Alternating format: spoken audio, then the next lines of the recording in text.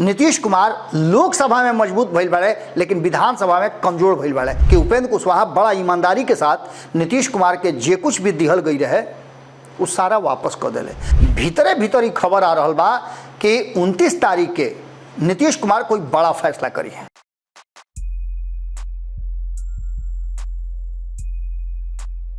गोड़ा लगतनी हेरा से अभिनंदन बा, खूंटा ठोक के रुआ लो देखतनी और दूगो लाइन से शुरू करब कि अदाकारी दिखावे में नकाब उठ गई। अदाकारी दिखावे में नकाब उठ गई, आँख खुले रहल, सब कुछ लूट गई। अब एकरा बारे में हम विस्तार से आगे बताई और विस्तार से आगे बतावे से पहले रुआ को बता दी कि अगर पूरा रुआ राजनीतिक बाजार में कहीं जाई तो अब वही का बिका रहल बा तो रुआ सबसे पहले बताई कुशवाहा के मार्केट बहुत टाइट बा। कारण कि जौना तरीका से 2024 के चुनाव के परिणाम आयल उड़ गए, वो परिणाम यह बात की तरफ इशारा करता कि कुशवाहा समाज रुआ देखा तो कब कि लगातार भारत लाइव पर भी कुशवाहा चल रहा बा और भी चैनल पर रुआ देख लो कब कुशवाहा चल रहा बा। एकरा पीछे के कारण का बा तो कारण बा 2025 के चुनाव। 2025 के चुनाव से पहले नीतीश कुमार जी 2020 वाला धोखा खाइल निकन चाहत आ ना कोनो ऐसा जगह छोड़ चाहता जौना से 2020 वाला स्थिति होके। तो नीतीश कुमार के निश्चित रूप से कुछ ज़्यादा करे के पड़ी और नीतीश कुमार के ताकत नीतीश कुमार का कह सकेले ई अब के हाली 2024 के चुनाव में पता चलल कि नीतीश कुमार के जे समाप्त होके के बात करते रहे आज नीतीश कुमार के पीछे पीछे चले के बात कर रहा बा। नीतीश कुमार 2022 में गई रहन का है, नीतीश कुमार यह कारण से गई रहन कि भारतीय जनता पार्टी की तरफ से ये बात कहल जात रहे कि छोटा दल बा या तो समाप्त हो जाई, विलय हो जाई या विलीन हो जाई। अब जो नया फार्मूला आयल बा वो फार्मूला में नीतीश कुमार के संगे चले के बाद भारतीय जनता पार्टी कह रहा बा कि 2025 के चुनाव भी इनके नेतृत्व में लड़ल जाई। नीतीश कुमार लड़ी है कि ना लड़ी है ये नीतीश कुमार के फैसला करे के बा, लेकिन अभी तक जो स्थिति बा ओकरा में एनडीए गठबंधन पूरी तरह से एकजुट बा। लेकिन एकरा में एगो क्वेश्चन मार्क आके खड़ा हो गई बा और ये क्वेश्चन मार्क रुआ जानते बानी कि जब कोनो ऐसा काज प्रयोजन होखी तो कुछ ना कुछ कोनो फूफा कोनो मामा कोनो चाचा रूसे जाए, अब उनका के मनावे के जरूरत बा। तो खैर यहाँ तो परिस्थिति दोसर हो गई कि सब कुछ हो गई और मौर्य छूट गई। उपेंद्र कुशवाहा के लेकर के पूरा राजनीतिक माहौल कहीं ना कहीं इन्हें उन्हें दोनों और जहाँ जहाँ देखब रुआ तहाँ तहाँ गरमाइल बा और एक गर्मा गर्मी में जो विपक्ष बा विरोधी दल बा उ ओकर फायदा उठावे के कोशिश में लागल बा। यहाँ तकले कि ऑफर पर ऑफर दिया रहल बा, लेकिन उपेंद्र कुशवाहा अपन खूंटा गाड़ के बा रुआ काल देख हो कब कि उनकर प्रवक्ता आकर के कह गई कि जैसे हमनी के खूंटा गाड़ी ले जा वैसे ही वो खूंटा गाड़ करके एनडीए में बाड़न मजबूती के साथ। लेकिन कब तक ले खूंटा तबे तक ले बा जब तक ले रुआ लगे माल गरु होके, यानी कि रुआ संतुष्ट होखी। उपेंद्र कुशवाहा के संतुष्ट करे के रास्ता खोजल जा रहा बा। हालांकि ये बीच में रुआ देख होगा कि पंचनामा में भी संपादक नमन मिश्रा जी 5-6 दिन के टूर पर से अले हैं तो बहुत कुछ लेकर के अले। पंचनामा में रुआ जाके देख ली बहुत कुछ पूरा बिहार के राजनीति के जो छाट फटक बीन के उसा के जो रखले बड़न वो सब लेकर के आयल बड़न और पंचनामा में रखले बड़न। लेकिन आज हम खूंटा ठोक में रुआ लोग के सामने ये बात बतावे खातिर बैठल बानी कि भाजपा के बड़ी बड़िया झटका लागल बा। वो झटका काहे लागल बा तो उपेंद्र कुशवाहा नीतीश कुमार से पहले एनडीए के हिस्सा रहन और नीतीश कुमार के छोड़ करके एनडीए में गई रहन जौना घड़ी नीतीश कुमार महागठबंधन के मुख्यमंत्री के रूप में बिहार में सत्ता में रहन। यह बात के रखते हुए उपेंद्र कुशवाहा छोड़ले रहन कि जौना लोग के सत्ता से बेदखल करके हमनी के सत्ता में आईनी जा वही लोग के संगे नीतीश कुमार सत्ता चला रहा बड़न और वही लोग के उत्तराधिकारी बनावे के कोशिश करता रहन। ई बात बर्दाश्त नहीं खे, ना हमरा बा ना हमरा समाज के बा ना सर्व समाज के बा। और ये कहते हुए वो बाहर हो गई रहन। यहाँ तक ले कि रुआ लोग के याद हुई कि उपेंद्र कुशवाहा बड़ा ईमानदारी के साथ नीतीश कुमार के जे कुछ भी दिहल गई रहे वो सारा वापस कर दिले। कबो कबो रुआ देख ले बनी कि जब छेका छेकी होला तो छेका छेकी में जौन सामान दियाला अगर बियाह ना होके तो ओकरा के वैसे ही वापस कर दियाला। ईमानदार लोग वापस कर देला। बाकी लोग तो अपन कहेला कि भाई हई खर्चा कैले रही, तरह के मिठाई खिले रही, होटल बुक करैले रही, चलो खर्चा हो गई तहार। लेकिन उपेंद्र कुशवाहा बड़ा ईमानदारी के साथ जौन रहेला ओकरा के वापस कर देवेले। कई हाली ऐसा कर चुकल बाड़े। और बकियो हाली जौन एमएलसी के उनका कुर्सी मिला रहे ओकरा के नीतीश कुमार के वापस करके आस्ते से वजह से निकल गई। एनडीए में अले। एनडीए में अला के बाद एनडीए उनका के अपन मजबूत साथी के रूप में देखलस। मरहूम जौन सुशील मोदी बा वे बात के यही पटना के में कहले रहन कि उपेंद्र कुशवाहा और चिराग पासवान एनडीए के मजबूत साथी बाड़े।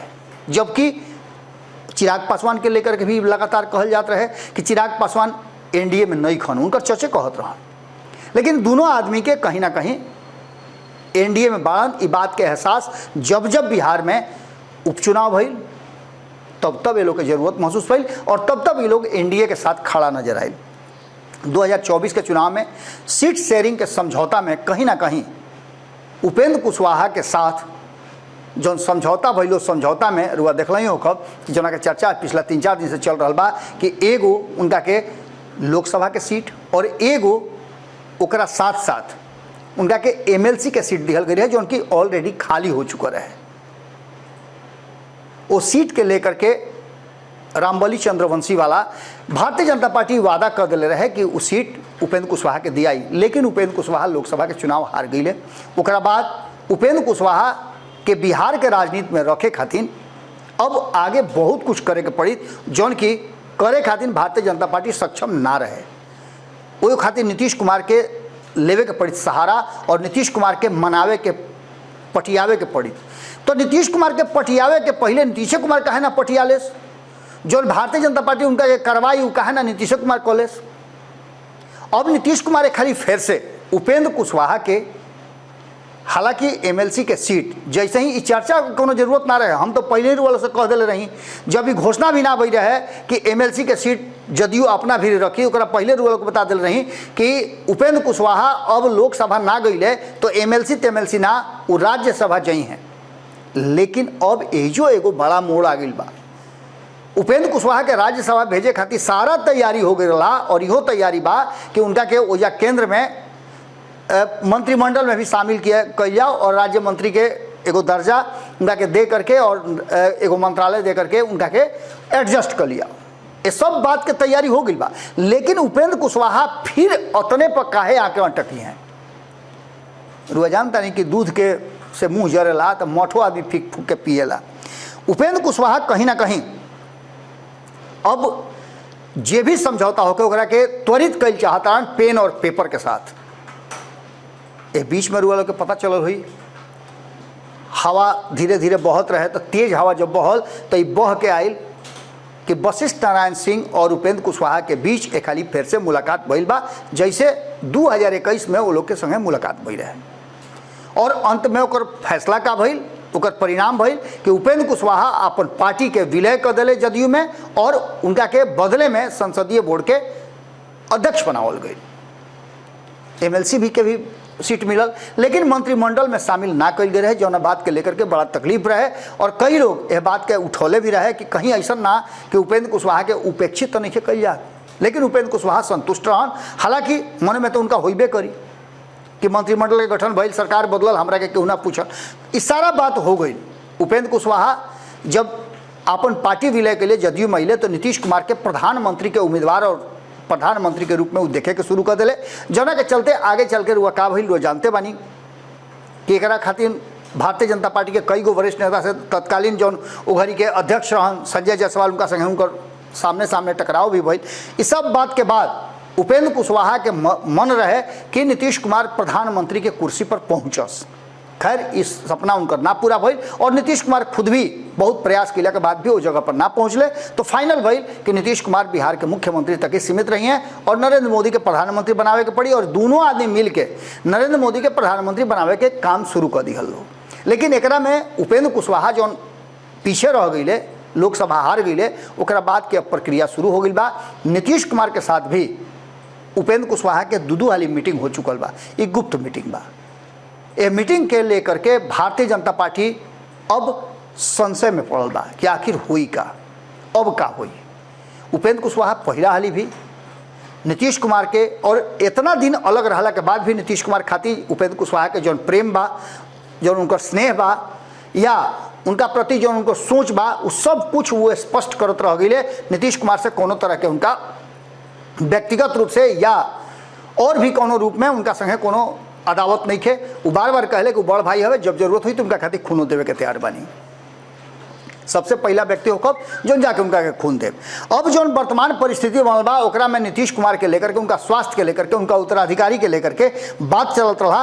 अब एकरा में भीतरे भीतर ही खबर आ रहा बा कि 29 तारीख के नीतीश कुमार कोई बड़ा फैसला करी है। ओकरा में एक फैसला जो उड़ते उड़ते हमनी तक पहुँचल बा भीतरे भीतर, ओकरा में सबसे बड़ फैसला बा कि नीतीश कुमार अब जातीय समीकरण के साधे खातिर, कुशवाहा समाज के अपना तरफ रखे खातिर पहला फैसला ले कि श्री भगवान कुशवाहा के जो कि एक मजबूत नेता बा और एकरा में कॉन्सेंट कहीं ना कहीं उपेंद्र कुशवाहा से भी ले लियल गई बा। ओकरा बाद एक कुशवाहा वाला सीट जोन बा उपेंद्र कुशवाहा के ना दे करके श्री भगवान कुशवाहा के दिहल गई बा। कारण कि श्री भगवान कुशवाहा जौना जगह से आवेले जगदीशपुर, वो सेंटर प्लेस है जहाँ से ये पूरा शाहाबाद के और मगध के क्षेत्र के टच करेला। यानी कुशवाहा समाज में एक संदेश यह रूप में भी जाई। दूसर का संदेश कि नीतीश कुमार उपेंद्र कुशवाहा के खाली फिर से हो सकेला तो अपना तरफ ले आवे के कोशिश करस। ये हम कोशिश के बात कहता नहीं, हम ये नहीं कहत कि वो आ जाई हैं। कोशिश के बात हम कहता नहीं कि कोशिश करी हैं और अपन उत्तराधिकारी घोषित करे के भी वो प्रयास करी हैं, जो पिछला हाल ना भइल ओकरा के करे के कोशिश करी हैं। कारण कि 2025 के चुनाव में हर हाल में नीतीश कुमार के एक हाली और सरकार एनडीए के होके या नीतीश कुमार के सरकार होके वो बनावल बहुत जरूरी बा और नीतीश कुमार एकरा खातिर प्रतिबद्ध भी बा।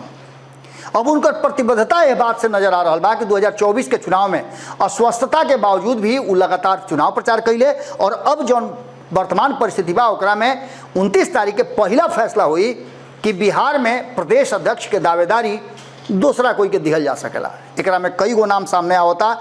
एकरा में कहल जा रहा बा कि एकरा में धानुक समाज के प्रतिनिधित्व देवे के कोशिश कल जाता।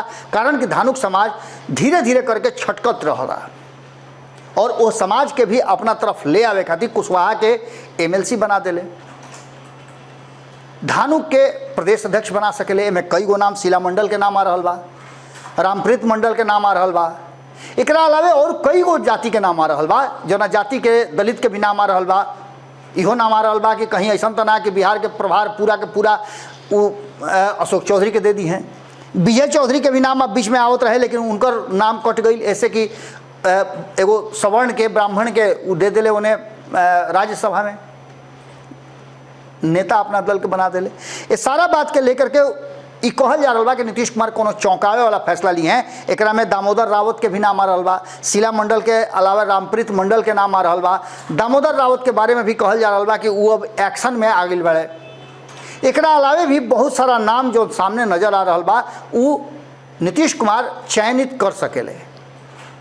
नीतीश कुमार अक्सर चौंकावे वाला फैसला खातिर जानल जाले। लेकिन एकरा साथ साथ अब हम आगे जो स्थिति बा वो स्थिति के हिसाब से जो वर्तमान परिस्थिति बनल बा ओकरा के अगर आंकड़ा के हिसाब से देखी तो कहीं ना कहीं जो परिणाम आयल बा 2024 के और एकरा अलावे विधानसभा के 2005 से लेकर के 2020 तक के वो परिणाम में रुआ देखी तो नीतीश कुमार कांस्टेंट रूप से 2005 में 88 को सीट ले गए, 20% से ज़्यादा उनका वोट मिला रहे। 2010 में 22% वोट मिला रहे और 115 को सीट जीत के आई रहन। 2020 में 15% वोट आई रहे, 43 को सीट जीत के आई रहन। और अब के लिए उनकर कोशिश बा कि वो कम से कम 80 से 90 सीट जीत करके आवस, यानी जस्ट डबल कर देस। 2010 भी और 2015 भी दोहरावे के उनकर भरसक प्रयास बा। 2005 में भी जो बहुत बढ़िया प्रदर्शन भई रहे, इस सब के लेकर के भारतीय जनता पार्टी आपन प्रदर्शन ये 3 चुनाव में बहुत बेहतर कैलस। 2005 में भारतीय जनता पार्टी के 55 गो सीट आई रहे, जना में 15% से ज़्यादा वोट आई रहे। एक बाद 2010 में 91 गो सीट आई रहे, 16% वोट आई रहे। ओकरा बाद 74 गो सीट लेके आयल 2020 में 20% के आसपास लगभग ओकरा वोट आई रहे। यानी कि धीरे धीरे करके नीतीश कुमार लोकसभा में मजबूत भइल बाड़े, लेकिन विधानसभा में कमजोर भइल बाड़े। और एक कमजोरी के दूर करे खातिर धानुक समाज के और खास करके कुशवाहा समाज के चरतरफा खुश करे खातिर नीतीश कुमार कोई बड़ा फैसला ले सकेले। और ये भी संभावना व्यक्त कई जा रहा बा कि नीतीश कुमार के सरकार कहीं कुशवाहा मत चलावस। ऐसे कि नीतीश कुमार अब जौना तरीका के राजनीति कर रहा बाड़े, वो राजनीति में आगे के आवे वाला 2025 के चुनाव में हर हाल में वो पीछे देखे के तैयार नहीं खन, बल्कि 2 स्टेप आगे रखे के तैयारी बना। और ऐसा में उपेंद्र कुशवाहा के बड़ा जिम्मेवारी मिल सकेला। उपेंद्र कुशवाहा के अभी तक तो यह बात चल रहा बा कि उपेंद्र कुशवाहा के दिल्ली भेजल जाई, उनका के राज्यसभा से भेजल जाई। और राज्यसभा से भेजे में नीतीश कुमार के भूमिका बड़ा हुई।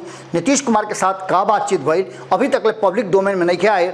जब 29 तारीख के नीतीश कुमार अपन फैसला सुनई हैं या कार्यकारिणी के बैठक करी हैं, तो ओकरा में बहुत कुछ सामने आई। एक बाद 5 और 6 तारीख के पटना में उपेंद्र कुशवाहा के भी कार्यकारिणी के बैठक बा, जौना में ई फैसला लिहल जाई। बार बार उपेंद्र कुशवाहा की तरफ से ये बात आ रहा बा कि 2025 के चुनाव में एनडीए मजबूती के साथ चुनाव लड़ी और उनकर पार्टी ओकरा में सहयोग करी, हर तरह से सहयोग करी। 2024 में भी कैलस, एहू में करी।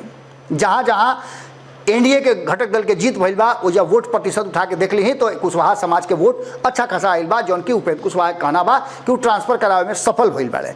अब 5 और 6 जुलाई के जौन मीटिंग होके वाला बा, जौन बैठक होके वाला बा, ओकरा में कहल जा रहा बा कि उपेंद्र कुशवाहा भी कोई बड़ा फैसला ली है। और हो सकेला कि उपेंद्र कुशवाहा जो है बीच में जितना भी बातचीत चल रहा बा, चाहे भाजपा से होके, जेपी नड्डा से बात करके ऊपर दिल्ली से पटना आइले, तब भी वालों से हम बतौले रही कि कुछ विशेष बात बा। अब बिहार में आकर के लगातार उनकर बातचीत वशिष्ठ नारायण सिंह से हो रहा बा, नीतीश कुमार से सीधा सीधा संवाद हो रहा बा। एकर असर का हुई और ये फैसला कौना रूप में जाई, ई 5 और 6 तारीख के पता चली। ज़्यादा संभावना बा कि जो डील होके के रहे वो लगभग फाइनल हो गई बा। 29 तारीख के नीतीश कुमार अपना कोर कमेटी के लोग के समझा दी हैं, बता दी हैं कि आगे कैसे चले के बा। तो वही ये फैसला के बाद उपेंद्र कुशवाहा भी अपना कोर टीम के मेंबर्स के साथ बैठ करके ये बात कर ली है कि आगे के रणनीति हमने के हई ऑफर हमने लगबा, ये ऑफर में कौन बेहतर ऑफर बा जना के स्वीकार कल जा सकेला, जना से कि पार्टी और संगठन आगे भी बेहतर तरीका से चल सको। कारण कि पार्टी और संगठन के बेहतर तरीका से चलावे खातिर जरूरत पड़ेला बल के, हर तरह के बल, धन के बल, जन के बल, विचार के बल, सारा बल लेकर के उपेंद्र कुशवाहा आगे के रणनीति तैयार करी है। ओकरा खातिर नीतीश कुमार और उपेंद्र कुशवाहा में का संविदा हुई, ये देखे वाला बात हुई, या फिर भारतीय जनता पार्टी उपेंद्र कुशवाहा के अपना खेमा में रखी। जुड़ल रही सब खूंटा ठोक से, और सही लगातार बिहार के राजनीति के जौन भीतर से निकाल के खबर बा उर्वा लोग देते रहो। गोड़ लागत नहीं।